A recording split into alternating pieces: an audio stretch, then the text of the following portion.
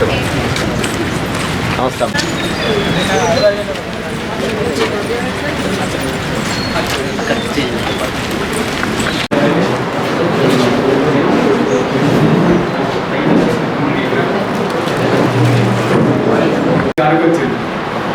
ఈ ఆఫీసర్ గారు వస్తే ఇంకా ఇప్పటికీ మా పదవి అదే ఇవాళతో అయిపోతుంది. ఒక వారం క్రితం కూడా ఊళ్ళలో స్పెషల్ ఆఫీసర్లు వచ్చినప్పుడు సార్ కొన్ని కార్యక్రమాలు నిర్వహించడం జరిగింది. మరి అప్పటికి మా పదవి కాలం అయిపోయింది అనుకున్నారో మరి ఏం కాదు, వాళ్ళకే తెలియాలి. మరి ఏఎంపీటీసీ కూడా ఇక్కడ ఇన్ఫర్మేషన్ లేదు సార్. అంటే పూర్తిగా ఎంపీటీసీ చెప్తే ఏంటో చెప్పకుంటే అనే కాడికి వచ్చింది. దయచేసి తమరు చాలా వెల్ ఎక్స్పీరియన్స్ సార్. మీకు పూర్తిగా పంచాయతీరాజ్ వ్యవస్థ మీద పూర్తి అవగాహన ఉన్నది. ఈ యొక్క వ్యవస్థను ఎంపీటీసీల వ్యవస్థను బలోపేతం చేయాలంటే తమలాంటి సీనియర్ నాయకులే మరొకసారి ప్రశ్నించే గొంతుగా కావాలని చెప్పి కోరుకుంటా ఉన్నాం సార్. మరి ఈ యొక్క అవకాశం ఇచ్చిన పెద్దలందరికీ, గౌరవ తోటి ఎంపీటీసీలకు, అధికారులకు, ఇవాళ మా ఎంపీటీసీలు మాట్లాడుతూ ఉంటే ఒకటి గుర్తొస్తున్నది. ఈ రకంగా కళ్ళలో నీళ్ళు తెచ్చుకుంటూ ఒక 10th క్లాస్లోనే చూసినాం. డిగ్రీలో కూడా అంత పెద్ద బాధపడలేదు, ఇంటర్మీడియట్లో అసలు బాధపడలేదు. కానీ ఇవాళ మా తోటి సభ్యులు బాధపడుతూ ఉంటే అంటే 5 ఏళ్ళ పూర్తి పదవీ కాలం ఒక అటాచ్మెంట్ ఏర్పడ్డది. మన ఆఫీస్ అన్నది ఒక అటాచ్మెంట్ ఉన్నది. ఇవాళతోటి వస్తాం కావచ్చు కానీ ఏమొచ్చినా తక్కువ అయింది. మనది మన మండలందే, కానీ మగవాళ్ళం వస్తూ పోతూ ఉంటాం. కానీ మహిళా మండలం పాపం ఆ బాధ చూస్తుంటే మొదలనాతీతం అది. మరి ఈ రకంగా అభిమానం పెంచుకొని అధికారులు ఈ మళ్ళీ మన ప్రభాకర్ సార్కి వచ్చి పొద్దున్న లేసుకొని వచ్చి కూర్చుంటుండే సార్ ఎప్పుడు కంప్యూటర్ మీద నేను 10 నిమిషాలు వచ్చి కూర్చోండి సార్ నా ఆఫీస్లో కాస్త రిలాక్స్ అవుతాం ఏదో ముచ్చట పెట్టుకుంటూ. అంటే ఎప్పుడు చూడండి సిస్టమ్ మీద. ఈ మధ్య కాలంలోనే కొద్దిగా స్టాఫ్ పెరిగింది, కొద్దిగా పనులు తీరు తగ్గింది. కానీ గతంలో చూసుకున్నట్లయితే అంత డిప్యూటేషన్ మీదనే నడిచింది మండల వ్యవస్థ. ఎక్కడ ప్రతిపక్షం ఉన్న సర్పంచుల దగ్గర పూర్తి స్థాయిలో ఇటు సర్పంచులు కానివ్వండి, ఎంపీటీసీలు కానివ్వండి తగ్గి పని చేసుకున్నాం సార్. ఎందుకంటే కలిసి ఉంటాం. రేపు ఊళ్ళో సర్పంచ్ కానీ ఎంపీటీసీ కానీ ఏ కొద్దిగా అటు అయినా 2 వర్గాలుగా విభజించబడి ఇబ్బందులు అవుతాయి అని చెప్పి పూర్తిగా సహకరించినాం. దానికి సహకరించిన సెక్రటరీలకు కూడా పూర్తి స్థాయిలో నా యొక్క 3 సంవత్సరాల పదవి కాలానికి నేను చాలా అదృష్టంగా ఫీల్ అవుతున్నా. ఎందుకంటే అది జరగరాని జరిగింది. మన గంగారాం గౌడ్ లేకపోవడం కూడా బాధాకరం. ఈ యొక్క వీడుకోలు తనతో జరగాల్సింది, నేను వైఎస్ఆర్పీగా ఉండాల్సింది. కానీ వారు లేకపోవడం మన మధ్యలో అది కూడా చాలా బాధాకరమైన విషయం. మరి ఈ యొక్క అవకాశం ఇచ్చిన ప్రతి ఒక్కరికి పేరు పేరున నా యొక్క ధన్యవాదాలు. Thank you. రావాలనిపించలేదు కానీ తప్పదు కదా. 5 సంవత్సరాలు మన పదవి కాలం ఇది ఒక జర్నీ లాంటిది. ఈరోజు మనం ఇక్కడ స్టార్ట్ అయినామంటే దీనికి ఎండ్ పాయింట్ అనేది ఉంటుంది. అది చాలా బాధాకరమైన విషయం. ఈరోజు ఇక్కడ నుంచి మాట్లాడుతున్నామంటే సరిగా నుంచి ఎన్నికై అధ్యక్షుడిగా ఎన్నికైనటువంటి రాజేంద్ర గంగారాం గౌడ్ గారు చనిపోయి ఈ అవకాశం వచ్చింది. ఇది తీసుకోవడం కూడా చాలా బాధాకరం అనిపించింది. అయినప్పటికీ తప్పని పరిస్థితి. కొన్ని రోజులు వైఎస్ఆర్పీపీ ఎంపీగా కొనసాగారు. అది అలాగే ఉన్నది. ఇప్పుడు అవన్నీ చెప్పుకోవాల్సిన సందర్భాలు కూడా కాదు. ఈ బాధలో మరుగున పడినటువంటి ఒక బీసీ రిజర్వేషన్కి సంబంధించినటువంటి సీట్ను గత పాలకులు అశ్రద్ధ చేసిండ్రు. పెద్దలు గవర్నమెంట్ ఏర్పడగానే పెద్దలు జీవన్ సార్ గారు ఎవరికి సంబంధించిన చేతిలో వాళ్ళే ఉండాలి, ఎవరైనా పర్లేదు అనే ఉద్దేశంతో స్పెషల్గా గవర్నమెంట్ ఏర్పడిన తర్వాత కాంగ్రెస్ ప్రభుత్వం వచ్చిన తర్వాత 15 రోజుల్లోనే స్పెషల్గా జీవో అరేంజ్ చేసి స్టేట్ మొత్తం ఈ ఎన్నిక అనేది జరిగింది. ఇది ఒక 4 నెలల పరిస్థితి అయిపోయింది. నిజంగా చాలా బాధాకరం సార్. ఇప్పుడు గవర్నమెంట్ మనదే ఉంది సార్. ఎంపీటీ సభ్యులు మీకు ఎందుకు చెప్తున్నారంటే మా బాధ అంతా ఇంత కాదు సార్. గ్రామాలలో కనీసం కూర్చోవడానికి గ్రామ పంచాయతీలో చైర్ కూడా లేదు సార్. ఇది చాలా బాధాకరం సార్. సర్పంచ్ కంటే ఎక్కువ బాధ్యతలు ఉన్నట్టే అనిపిస్తుంది సార్. పక్కపడ్డ ఊరు కూడా మనకు ఆమ్లెట్ విలేజ్గా ఉంటుంది సార్. సర్పంచ్ ఒక విలేజ్ పోటీ చేస్తాడు, వారితో పాటు మనం పోటీ చేస్తాం. అయినప్పటికీ మనకు 2-3 విలేజ్ ఉన్నాయి సార్ మా ఎంపీటీ సభ్యులకు. అయినప్పటికీ కూడా విలువ లేని పదవులు అయిపోయినాయి సార్. దయచేసి ఎంపీటీ సభ్యులు మా తోటి సభ్యులు కోరినట్టు ప్రభుత్వంతో మీరు మాట్లాడి రానున్న రోజుల్లో ఎంపీటీసీ పదవికి పోటీ చేయాలి అనే ఆసక్తి మా యువతకు ఉండాలి సార్. అది మీ వల్ల అవుతుందని మనస్ఫూర్తిగా కోరుకుంటూ ఉంది సార్. ఇంకొకటి, దయచేసి ఈ 5 సంవత్సరాల కాలంలో మనం ఒక అన్నదమ్ములాగా కలుసుకున్నాం. రానున్న రోజులలో కూడా మనం ఇంకా మంచి స్థాయికి వెళ్ళాలని మనస్ఫూర్తిగా ఆ ఆంజనేయ స్వామిని కోరుకుంటా ఉన్నాము. ప్రభుత్వం ఏదైనప్పటికీ కూడా మనకు జడ్పీసీ విధంగా మనకు రూరల్ జడ్పీసీగా ఎన్నికై వారు తెలంగాణలో జగిత్యాల జిల్లా తొలి జడ్పీ చైర్మన్గా అక్కడ వసంత సురేష్ గారు నిజంగా అందరికీ ఎంతో సహకారంగా ఉన్నారు.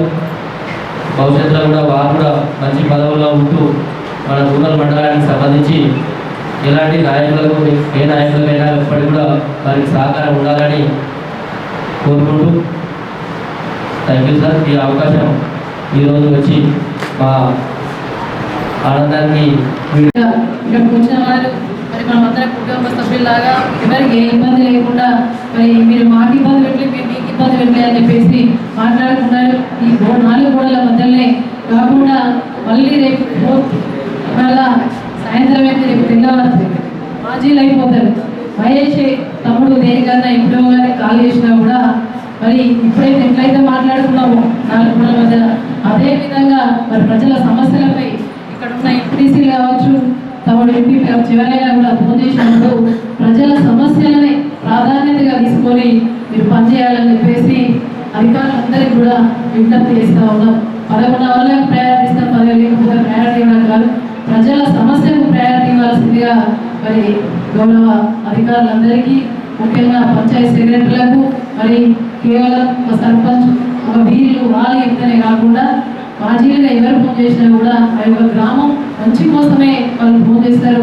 ఆ గ్రామంలో ఏదో ఒక రకంగా సమస్య తీసుకొచ్చినప్పుడు గౌరవ పంచాయతీ సెక్రటరీ కూడా మరి రూరల్ మండలి చాలా పెద్ద మండలి, మీరందరూ కూడా వారితో సమన్వయంగా ఉంటేనే మరి ప్రతిపక్షమైన ప్రధాన పక్షమైన అధికార పక్షమైన కూడా అందరినీ సమన్వయం చేసుకుంటేనే పూర్తిగా కూడా సమగ్రంగా ఆ యొక్క గ్రామాన్ని మండలాన్ని మరి జిల్లాలో గుర్తించడంలో మీ పాత్ర మీ గుర్తింపు ఆ విధంగా ఉండే విధంగా మరి ఉంచుకోవాలని చెప్పేసి మీ అందరూ కూడా తెలియజేస్తూ మరి ఈనాడు ఈ యొక్క వీడుకోలు సమావేశానికి అధ్యక్షత వహిస్తున్న తమ్ముడు ఎంపీపీ గారు ఇక్కడ కూర్చున్నారంటే నిజంగా కూడా గంజాల గంగారాం గౌడ్ గారికి మనమందరం కూడా వారికి ఘనమైన నివాళులు అర్పిస్తూ వారిని స్మరించుకుంటూ నేను మొన్న కూడా జడ్పీ జనరల్ వాడలో కూడా అర్పణ్ మండల్ ఎంపీ పేదరి వనిత గారు అదేవిధంగా గంజాల గంగారాం గౌడ్ గారికి ఇద్దరికి కూడా 2 నిమిషాలు మౌనం పాటించడం జరిగింది. కాబట్టి ఈ స్థానంలో వారే ఉండాల్సింది మరి అనుకోకుండా భగవంతుడు ఆ విధంగా చేయడానికి దురదృష్టం బాధాకరం. కాబట్టి పెద్దలు జీవన్ రెడ్డి గారు మాట్లాడే ముందు మనం అందరం కూడా వారికి ఇవ్వాల్సిన నివాళి ఒకటే కాబట్టి 1 నిమిషాలు మౌనం పాటించాల్సిందిగా అందరినీ కూడా కోరుతాం చెప్పేసి మీడియా ద్వారా రూరల్ మండల ప్రజానికానికి కృతజ్ఞతలు తెలియజేసుకుంటూ ఏ ఆపద వచ్చినా ఏ అవసరం వచ్చినా కూడా పదవి ఉన్నా లేకున్నా వారికి అండగా ఉంటా అని చెప్పేసి మనస్ఫూర్తిగా తెలియజేసుకుంటూ ఇవాళ ఎంపీటీసీ జడ్పీటీసీ వ్యవస్థలో కూడా కొంత జరిగినా కూడా మరి పల్లె ప్రగతి అనే కార్యక్రమాలు గొప్పగా కేసీఆర్ గారి నాయకత్వంలో అనేకం జరిగినాయి. ఇవాళ హరితహారం ద్వారా ఎక్కడ చూసిన పచ్చని చెట్లు ఉన్నాయి, మంచి ఆక్సిజన్ అందుతుంది. మరి రాబోయే తరంలో కూడా పిల్లలకు ఆస్తి ఇవ్వకుండా కూడా మంచి ఆక్సిజన్ ఇవ్వాలని ఒక దూరదృష్టితోటి చాలా గొప్ప గొప్ప కార్యక్రమాలు చెప్పుకుంటూ పోతే సమయం అంతా గడుస్తూ ఉంటాయి. అటువంటి గొప్ప కార్యక్రమాలు మరి తెలంగాణ రాష్ట్ర తొలి ముఖ్యమంత్రి కేసీఆర్ గారి నాయకత్వంలో ఒక జడ్పీ చైర్మన్గా అదేవిధంగా మేము ఎంపీటీసీలుగా అందరం కూడా వేదికమైన పదవులు ఉన్న వాళ్ళందరం కూడా మరి ఆ నాయకత్వంలో పనిచేయడం చాలా అదృష్టంగా భావిస్తూ మరి మీ అందరూ కూడా పేరు పేరున ధన్యవాదాలు శుభాకాంక్షలు తెలియజేసుకుంటూ మరి పెద్దలు మాట్లాడే ముందు మొన్న జడ్పీ జనరల్ బాడీ కూడా సార్ని ఆహ్వానించినప్పుడు వారు ఈ షెడ్యూల్ వల్ల రాలేకపోయారు. మరి దాంట్లో భాగంగా నేను కూడా వారి యొక్క సంపూర్ణ సహకారం ఏ విధంగా ఉన్నా కూడా వారి సహకారం అడగలేదు, ప్రతిపక్షంలో ఉన్నా కూడా వారి మాటలు స్ఫూర్తిదాయకంగా తీసుకున్నానని చెప్పేసి నేను చెప్పి జనపాలను మా అందరి వాళ్ళ ముందట కూడా చాలా చెప్పుకోవడం జరిగింది. మరి వారికి కూడా మా జిల్లా పరిషత్ పక్షాన నేను వారికి సన్మానం చేస్తానని చెప్పేసి వారు మాట్లాడేందుకు థ్యాంక్ యూ. గత పార్లమెంట్ ఏదైతుందో ఈ రాబోయేటువంటి యొక్క చట్ట సభలు చెప్పంటూ నేను మన తెలంగాణ రాష్ట్రానికి సంబంధించి కానీ ఏపీ రాష్ట్రానికి సంబంధించి కానీ ఇలా శాసన స్థానాలన్నీ కూడా ఏదైతుందో వాళ్ళ పునర్విభజించబోతున్నాయని చెప్పండి మన చట్టంలో పొందుపరుచుకున్నాం. రేపు రాబోయేటువంటి ఒక ఎన్నిక రేపు 28 వస్తూ 29 వస్తూ 20 కానీ ఏదైతుందో వీళ్ళ ప్రస్తుతం 119 స్థానాలు ఉన్నాయి. ప్రతి పార్లమెంట్ స్థానంలో ఏదైతుందో 7 రెట్ల 14 స్థానాలు పెరిగే అవకాశం ఉంది. సారీ 2 పెరిగే అవకాశం, ప్రతి పార్లమెంట్ స్థానంలో 2 పెరిగే అవకాశం ఉంది. అంటే మనకు తెలంగాణ రాష్ట్రంలో 17 పార్లమెంట్ స్థానాలు అంటే 17 × 2 34 స్థానాలు పెరిగే అవకాశం ఉంది అమ్మ. అంటే 119 ప్లస్ 34 119 ప్లస్ 34 అంటే ఏదైతే 153 అయితే అనుకుంటా 153 అయితే అనుకుంటా కదా 153 ఇంకోటి ఆంగ్లో ఇండియన్ ఆంగ్లో కలిసి 154. ఇందులో ఏదైతుందో 1/3 is going to be reserved for women అని చెప్పారు. ఈ 154 ఏదైతుందో మహిళలకు ఏదైతుందో ఇవాళ 1/3 3వ పాలు ఏదైతుందో మహిళలు ఆడబిడ్డలు ప్రాతినిధ్యం ఇవాళ ఏ విధంగా మండల పరిషత్తుల్లో వాళ్ళ 3వ స్థానం అవకాశం వచ్చిందాం.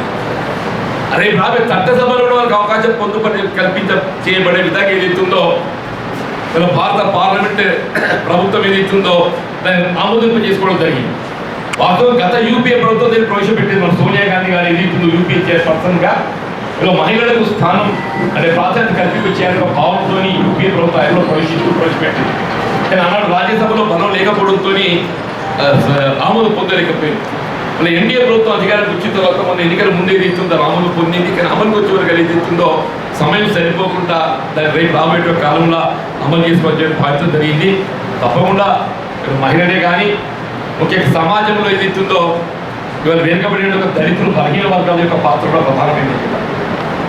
దళితులు బలహీన వర్గాలు సామాజికంగా ఏదైతే వాళ్ళు వెనుకబడినప్పటికీ వారు ఈ సమాజం వృద్ధిలో అభివృద్ధి లోపల ఏదైతుందో వాళ్ళ పాత్ర ప్రధానమైనది.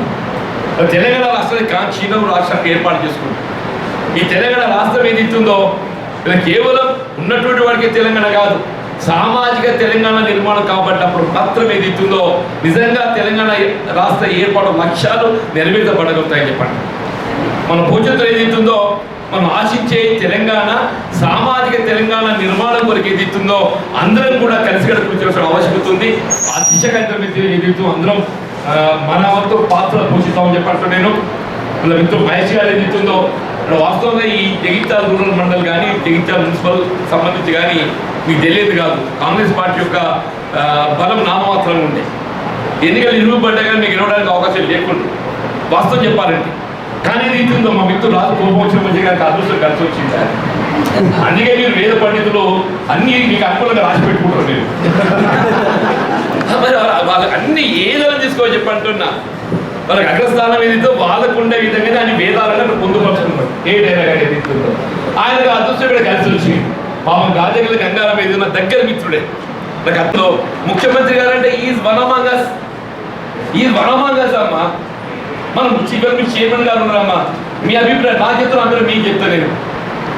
అంతే కదా, మీతో మాట్లాడితే దీన్ని ఎట్లా రిసీవ్ చేసుకుంటారో, మన దగ్గర ఇచ్చేది ఇస్తుందో ఏదో చెప్పాలనుకుంటే ఇస్తానమ్మా.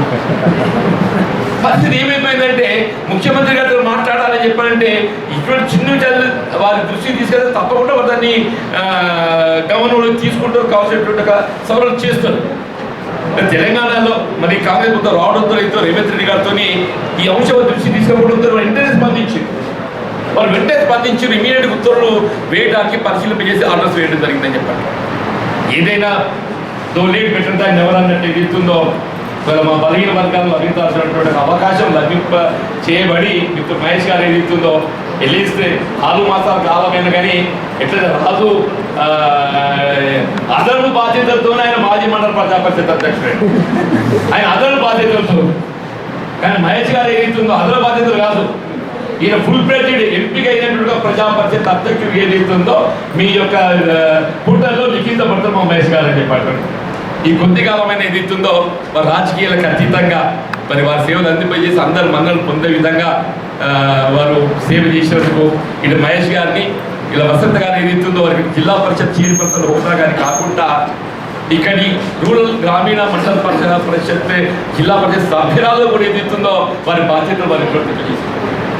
ఒక సభ్యురాలుగా ఏదైతుందో వారు కూడా బాధ్యత కర్తవ్య నిర్వహణలో భాగంగా ఏదైతుందో మరి సమాజం హాజరు ఏదైతుందో వారి భావాలను వ్యక్తం చేయడం వారు ఏదైతుందో మరి మనలో ఒకరిగా ఈ సమావేశాన్ని అలంకరించడం నేను వారిని కానీ మా మిత్రుడు రాజు గారు ఏదైతుందో మొత్తం వేదాలను వాళ్ళు రాసుకున్నా కానీ మాకు కొద్దిగా మిగిలియండి ఆయన ఆఖరికి నచ్చింది అలా కొద్దిగా మిగిలిస్తున్నా మా లాంటి వాళ్ళు మా మైస్ లాంటి వాళ్ళకు అవకాశాలు లభిస్తాయి. రాజు గారిని ఏదైతుందో ఆయన అంటలేదు, దయచేసి రాజు గారు వ్యక్తిగత వెంటనే నాకు ఉన్నట్టు ఒక స్వతంత్రం అనుకోవాలి తప్ప ఏ ఉద్దేశం కాదు చెప్పంటు నేను లేదు. అందుకే నేను చెప్తున్నా నేను ఏ ప్రజాప్రతినిధి కానీ మనకు పాజిటివ్ పర్సెప్షన్ ఉండాలి. మన అప్రోచ్ అనేది దీంతో ఏ విధంగా సమస్య పరిష్కరింపజేయగలుగుతాము, ఏ విధంగా సమస్యను పరిష్కరింపజేయాలి, ఇతరులకు సహాయం చేయగలుగుతాం అర్థం పోవాలి తప్ప మన సెక్రటరీస్ ఎప్పుడు ఆలోచన చేస్తారంటే దీనికి ఎట్లా అర్థం రాయాలి, ఎట్లా కొరి పెట్టాలని చూస్తాం. కలెక్టర్ ఉన్నంత వరకు ఏదైతే పాజిటివ్ దృక్పథం ఉంటుంది. కలెక్టర్కి లేదు ఒక్కసారి వాళ్ళు అప్గ్రేడ్ అయిపోయి ప్రమోషన్ పొంది సెక్రటరీ అడుగు పెడితే ఇదే ఐఏఎస్ అధికారి వాడంతా నెగిటివ్ అప్రోచ్ ఉంటుంది. నేను పాజిటివ్ అప్రోచ్ నేను చూసినటువంటి నాయకుడు ఒకే ఒక్క నాయకుడు అన్నాను నా 40 సంవత్సరాల సుదీర్ఘ ప్రజా జీవితం లోపల పాజిటివ్ అప్రోచ్లో వైఎస్ రాజశేఖర్ గారిని చెప్పడం చూస్తాను. ఆయన దగ్గరికి ఏ సమస్య కానీ ఈ అంశం కానీ చెప్పంటున్నాను ఆయన దృష్టికి తీసుకెళ్ళినట్టయితే దాన్ని ఏ విధంగా పరిష్కరింపచేసి మరి సహాయపడాలని ఒక భావనతో దాన్ని పరిశీలిస్తూ తప్పేదిస్తుందో నన్ను అప్రోచ్ అయినటువంటి వ్యక్తి ఎవరు చూడబోతుండే. అప్రోచ్ అయిన వ్యక్తి ఎవరు కాదు, ఆ అంశం ఏంటి, సమస్య ఏంటి దాన్ని గమనించడం చెప్పండి. అంత గొప్ప వ్యక్తిత్వం గల నాయకుడు వైఎస్ రాజశేఖర్ గారు.